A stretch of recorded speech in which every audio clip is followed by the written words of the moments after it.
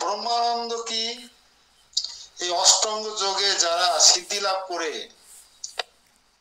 করার পরে যারা লঘিমা অগিমা হতে পারে, অর্থাৎ যারা অষ্টাঙ্গ যোগ অনুশীলন করে, ষষ্ঠাঙ্গ যোগ অনুশীলন করে যারা সিদ্ধি লাভ করে যে আনন্দ লাভ করে সেটা হচ্ছে ব্রহ্মানন্দ।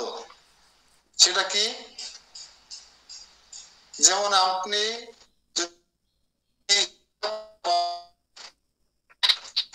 তাহলে আপনি লঘু হতে পারেন, লঘু অর্থাৎ ক্ষুদ্র পোকা হয়ে যেতে পারেন, একজনের আলমারির মধ্যে ঢুকে সব টাকা পয়সা নিয়ে আসতে পারেন। আবার আপনি অনিমা হতে পারেন, বিশাল হতে, আপনি হাত দিয়ে আকাশ ছুঁতে পারবেন, আপনি জলের পথে হাঁটতে পারবেন, আগুনের মধ্যে দাঁড়িয়ে থাকতে পারবেন, আপনি মাটিকে মিষ্টিতে পরিণত করতে পারবেন, রসমালাইতে। এই চমৎকার গুলো যে দেখাতে পারবে জড়জগৎ,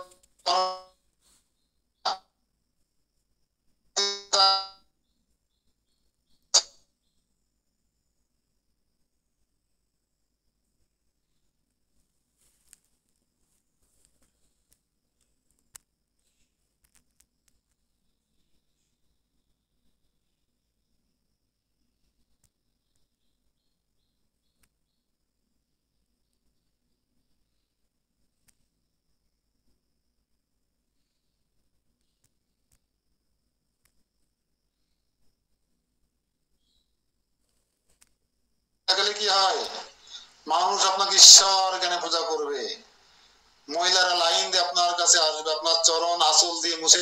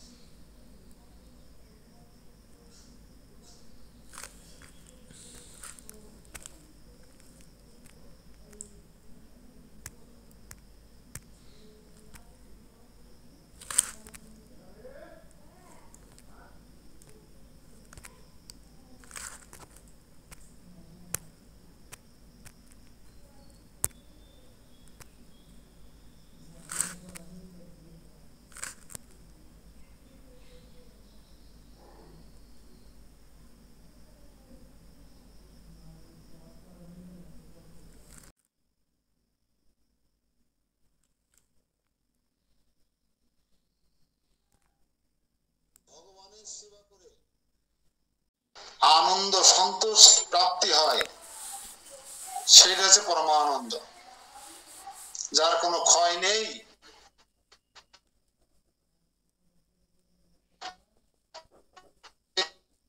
অক্ষয়, অপ্রাকৃত, চিন্ময়, সর্বদা আনন্দদায়ক, নিত্য শাশ্বত নৈষ্ঠিক শান্তি লাভ হয়, সেটাই হচ্ছে পরমানন্দ। আমি আবার বলছি, সন্তগণ অর্থাৎ পরমাংশরা যে ভগবানের সেবায় নিযুক্ত হয়ে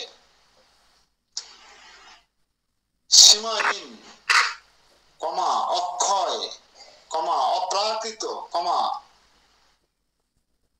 চিন্ময়, সর্ব আনন্দদায়ক, নিত্য, একদিন নয়, বার্থডে তো বছরে একদিন আনন্দ করেন 3 ঘন্টার জন্য, তারপর সব আত্মীয় চলে গেলে আবার সে বিষাদ, আবার সে অশান্তি, কষ্ট, দুঃখ, নিত্য, শাশ্বত এবং নৈষ্ঠিক শান্তি লাভ হয়, তাকেই পরমানন্দ বলে। কোনটা ভালো, জড় আনন্দ, ব্রহ্মানন্দ না পরমানন্দ?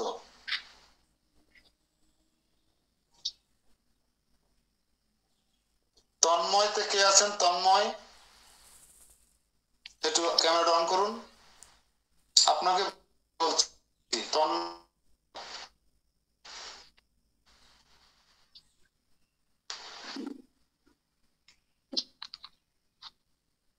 নেই, ক্যামেরার গোড়ায় নেই মনে হয়।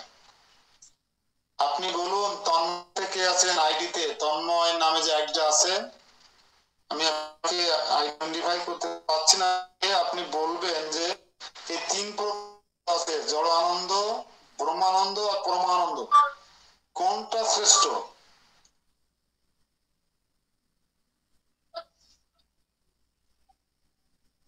হায় রে ভগবান,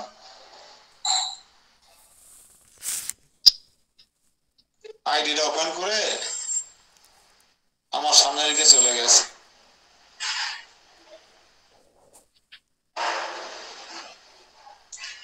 সাথী মাতাজি বলেন, হরে কৃষ্ণ, ক্যামেরা অফ রাখছেন কেন?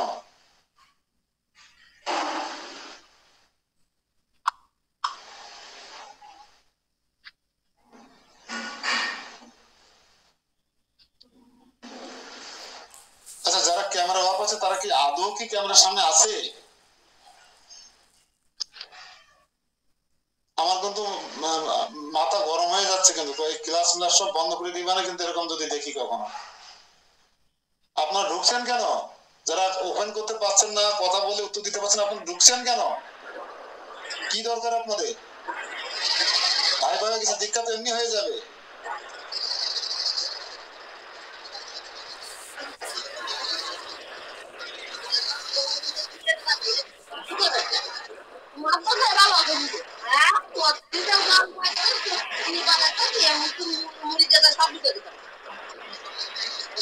ঠিক ক্লাস করার মুখ থাকে।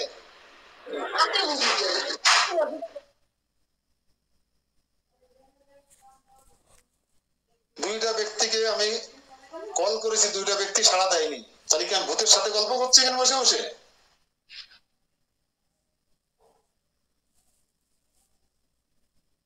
আমার সময়ের মূল্য নেই?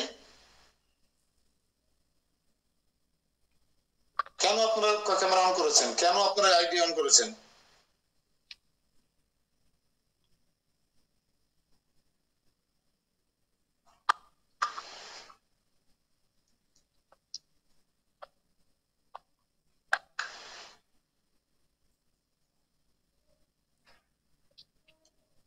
হরে কৃষ্ণ।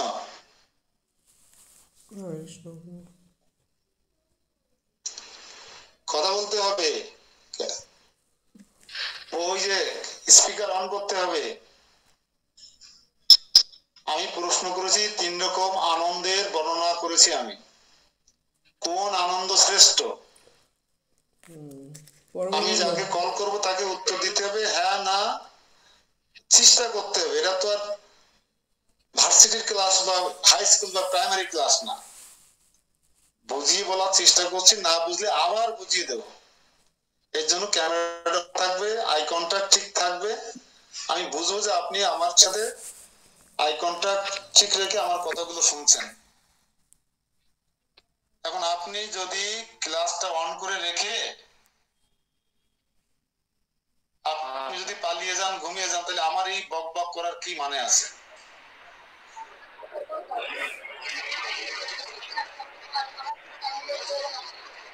জড় আনন্দ হচ্ছে সীমিত, আমি আবার বলছি জড় আনন্দ সীমিত, নিকৃষ্ট, পরিণামে দুঃখ, অনিত্য, জড়বাদীদের কাম্য, এদের শান্তি অনিত্য। কেমন?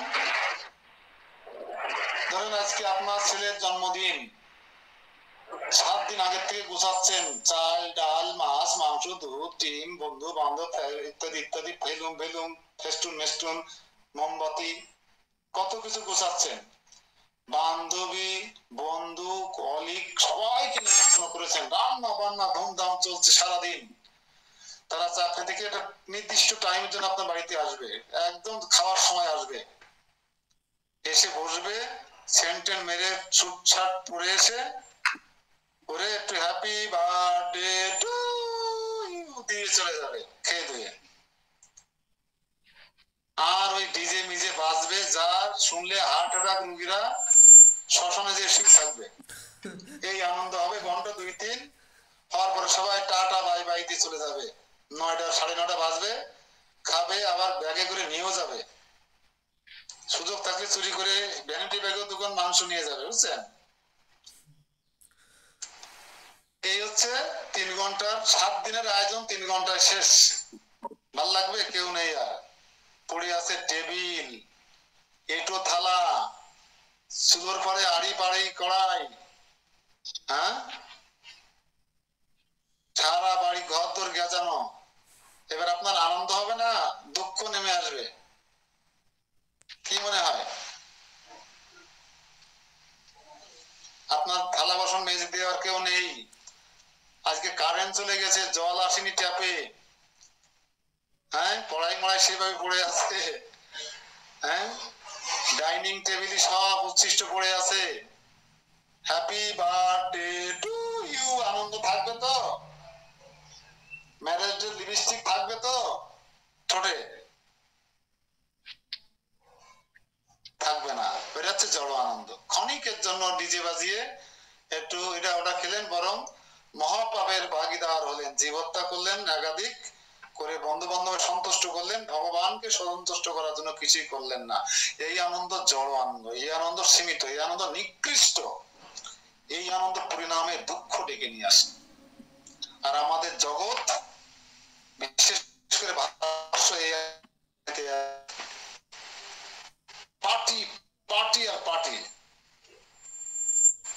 পশ্চিমবাংলার অবস্থা ভীষণ খারাপ, যা বর্ণনা করা যায় না। এটা জড় আনন্দ। আপনি ট্রেনে ট্রামে চড়ে দেখবেন, ভগবান চিন্তা কারো মাথায় নেই,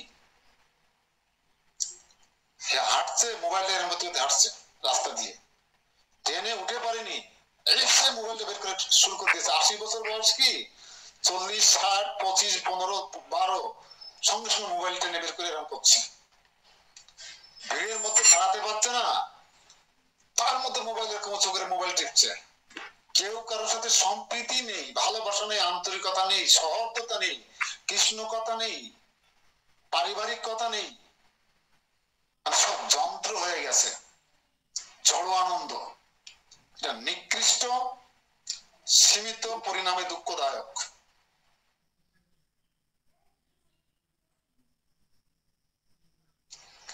ব্রহ্মানন্দের কথা বলি। ব্রহ্মানন্দ কিছু ক্ষণিকের হলো, কিছু স্থায়িত্ব আছে কিছুদিনের জন্য।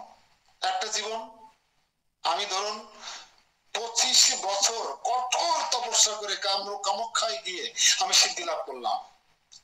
তখন আমার বয়স 40-45 বছর হয়ে গেল। এইবার এসে আমি আমার এলাকায় এসে আমি নানা রকম চমৎকার দেখাতে লাগলাম।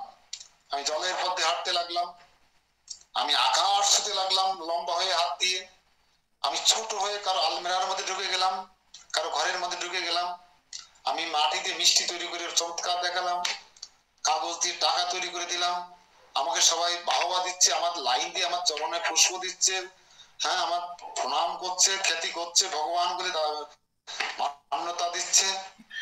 এই সুখ আর বাকি কয়দিন হবে? আমি এই কলিযুগে 100 বছরের বেশি তো বাঁচতে পারবো না। তা 45 বছর বয়সে যদি আমি কঠোর তপস্যা করে এই অষ্টম যোগের সিদ্ধি লাভ করে আর হয়তো 45 বছর আমি এই সুখটা ভোগ করবো, এই জড় উপাধি, তারপরে কি হবে? তারপরে আমার পরিণাম কি হবে? আমি কি ভগবানকে সন্তুষ্ট করতে পেরেছি কি? আমি তো আমাকে সন্তুষ্ট করার চেষ্টা করেছি। যশ খ্যাতি প্রতিষ্ঠা পূজা লাভ, এটার স্থায়িত্ব আপনি 45 বছর তর্কের খাতিরে ধরে নিতে পারেন, তারপরে কি হবে? আপনার মৃত্যুর সাথে সাথে আপনার যশ খ্যাতি প্রতিষ্ঠা পূজা লাভ সব বিনষ্ট হয়ে যাবে, আর থাকবে না। কিন্তু পরমানন্দ, পরমানন্দ কারা কারা পাচ্ছেন বলতে পারবেন? কি করে বুঝবেন যে আপনি পরমানন্দ পাচ্ছেন?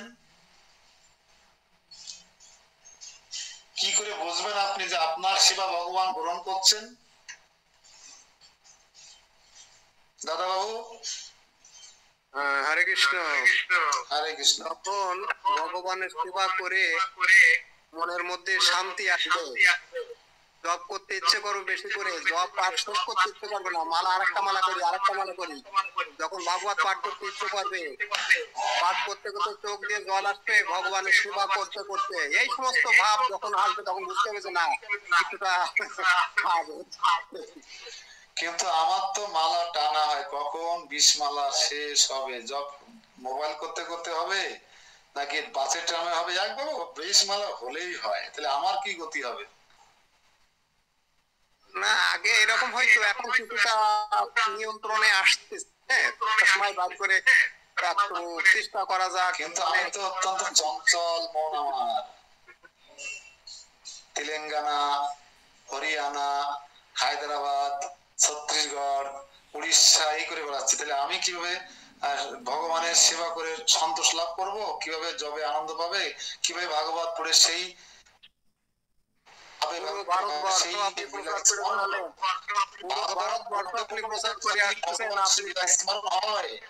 ডিমোরালাইজ হচ্ছেন কেন? আপনি তো পুরো ভারতবর্ষ প্রচার করে আসলেন, আপনি ডিমোরালাইজ কেন? প্রতারণা করে আসতেছি। প্রচারক আর প্রতারক দুই রকম জিনিস।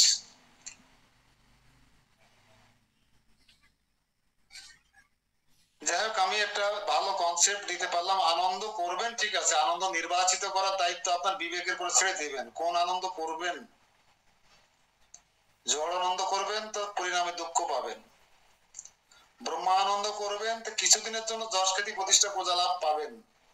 আর যদি পরমানন্দ করেন জন্ম জন্মান্তরে তার স্বীকৃতি অক্ষয় হয়ে থাকবে। আপনি ভগবানের কাছে ফিরে যেতে পারবেন, ভগবানের সন্তুষ্টি বিধান করতে পারবেন। আপনার জীবনের চরম উদ্দেশ্য তো কৃষ্ণ প্রেম লাভ করা, পঞ্চ পুরুষার্থ।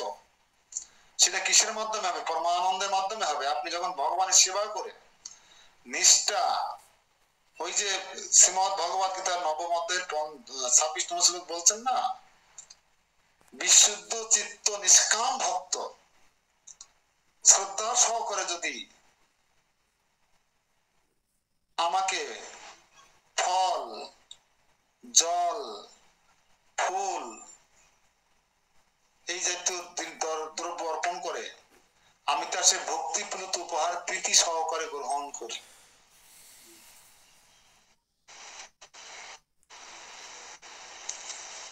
ভগবান গৌরাঙ্গ মহাপ্রভু বলছেন, ভক্তের দ্রব্য আমি কাড়িয়া কাড়িয়া খাই, অভক্তের দ্রব্যের দেখি উল্টিও নাই চাই। মানে অভক্ত হয়ে যদি আপনি কোটি টাকার ভোগ নিবেদন করেন, যদি শুদ্ধ সাত্বিক সদাচার বজায় না রেখে পঞ্চরাত্রি বিধি বিধান না মেনে যদি আপনি কোটি টাকার ভোগ নিবেদন করেন, ভগবান ওটা উল্টেও দেখবে না। কিন্তু একজন নিষ্ঠাবান, সাত্বিক, শুদ্ধ ভগবত ভক্তের নিষ্ঠা এবং অপ্রতিহতা ভক্তির মাধ্যমে যদি কেউ কর্মের ফল আশা না করে ভগবানকে নিবেদন করে, কর্মের ফল আশা করা যাবে না, নিষ্কর্ম হতে হবে, তাহলে ভগবান আপনার সেই উপহার, প্রীতিপূর্ণ উপহার, ভক্তিপূর্ণ উপহার প্রীতি সহকারে গ্রহণ করবেন। তখন আপনি এই পরমানন্দ লাভ করবেন। দেখবেন যেদিন ভগবানকে একটা ফুলের, ভালো সুন্দর ফুলের মালা গেঁথে দিতে পারেন, সেদিন ভিতরে একটা সন্তোষ কাজ করে কি করে না? যেদিন আপনি 2টা গীতা প্রচার করতে পারবেন, সেদিন ভিতরে একটা অন্যরকম ফিলিংস হয় কি হয় না?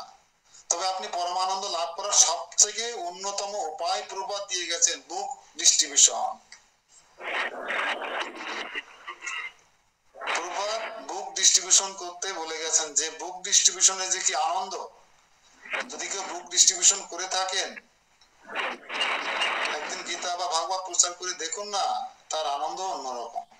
এরাই পরমানন্দ, যেটা ভক্তরা সব সময় উপভোগ করে থাকে। কিন্তু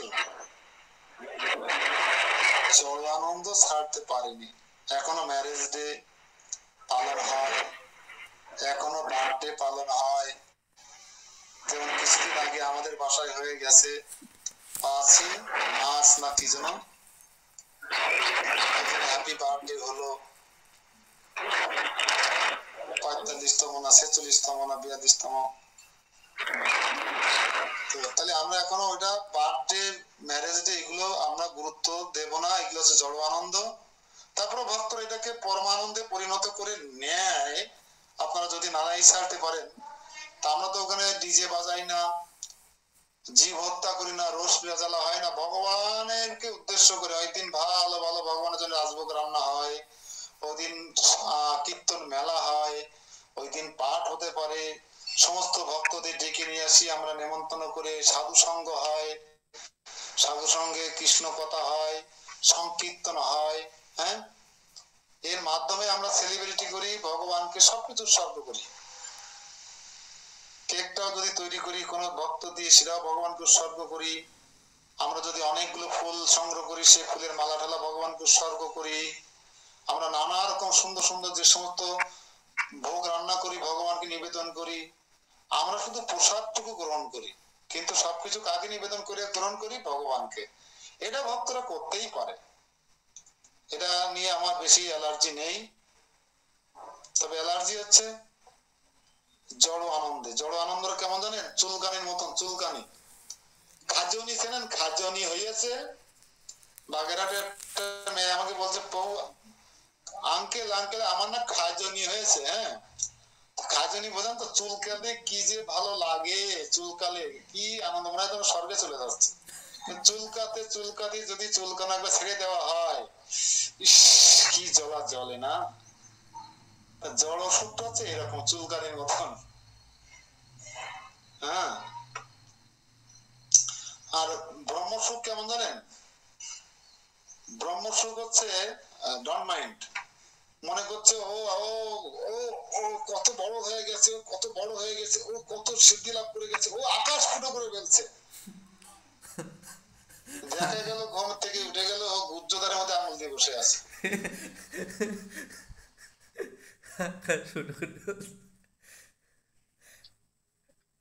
আর পরমানন্দ তো আপনারা বাস্তবতা, যে আপনি ভগবানের জন্য মালা গেতে, তুলসী তুলে, মঙ্গলারতি করে, জপ করে, হ্যাঁ, প্রচার করে, সঙ্গ করে, ভগবানকে সেবা করে যখন আনন্দ সন্তোষ হবেন, প্রসন্ন হবেন, প্রসন্ন হবেন, তখন বুঝবেন যে আপনার ভগবান আপনাকে, আপনার সেবা গ্রহণ করছেন, আপনার পরমানন্দ তখন হবেই। যেমন সাধু সঙ্গে আমরা যখন কোন তীর্থে যাই, হরিদাস ঠাকুরের পাট বাড়ি যাই, সনাতন ধামে যাই, তখন একটা ফিলিংস অন্যরকম থাকে কিনা? আর যখন টিফিন বক্সে যারা টিফিন বক্সে যারা পোল্ট্রি মুরগি দিয়ে বিরিয়ানি রান্না করে সুন্দরবনে যায় সেলফি তুলতে, তাদের আনন্দ। আর যারা হরিদাস ঠাকুরেরকে দর্শন করতে এসে পাটবেড়া গোস্বামী তপস্যাস্থলীতে এসে বা লোকনাথ গোস্বামী ধর্মস্থান দর্শন করতে এসে, তীর্থ দর্শন করতে এসে, বৃন্দাবন মায়াপুর হরিদ্বারে এসে যে আনন্দ পায়, পার্থক্য আছে কি নেই?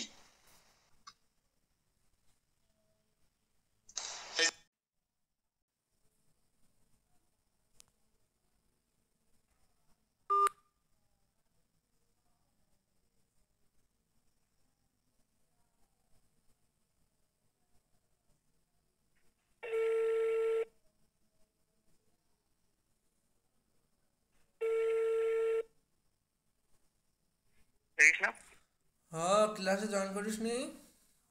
কারেন্ট নেই, কারেন্ট ছিল না। ঠিক আছে।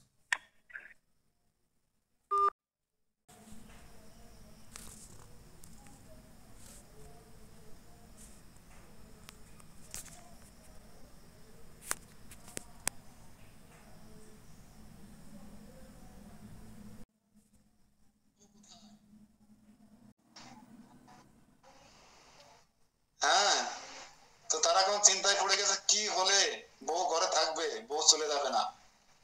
আমি চাই সবার বউ চলে যাক, যারা এরকম বউ ধর্মকর্ম করবে না, এরকম শাসন শোষণ করবে না, শুধু বউকে টিকটক করার অনুমতি দিয়ে দেবে, কারো বউ থাকবে না।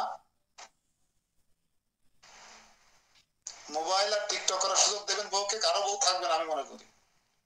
আর যারা বউকে ভগবান হিসেবে লাগাবেন, সহধর্মী পত্নীকে যারা সবসময় ভগবানের সেবায় ব্যস্ত রাখবেন, তাদের বউ চলে যাবে না, তাদের বউ হারাবে না।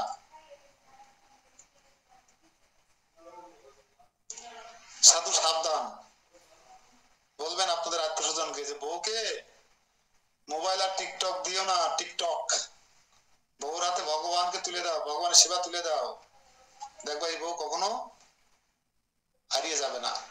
বাস্তবতা বারবার এসে আসছে, নিউজ পেপারে আসছে, বারাসতের বউ রাখা যাচ্ছে না, কেরা কার সাথে পালিয়ে যাচ্ছে বলা যাচ্ছে না। এই ছিল মোটামুটি এই 3 প্রকার ব্যক্তি আমরা আছি এই জগতে। 3 প্রকার সুখ আছে, 3 প্রকার দুঃখ আছে, 3 প্রকার গতি আছে, মৃত্যু পরও গতি 3 প্রকার। কারো নিতে যমরাজ আসবে, যমরাজের দূতেরা আসবে, কারো ওই আত্মার অস্তিত্ব থাকবে না, বিলীন হয়ে যাবে, কারো নিতে ভগবান পুষ্প রথ নিয়ে আসবে। তাহলে গতি কয় প্রকার? 3 প্রকার। তা আমার মতন যাদের গতি আছে তাদের জন্য যমদূতেরা ঠিকই দড়ি দোড়া নিয়ে আসবে।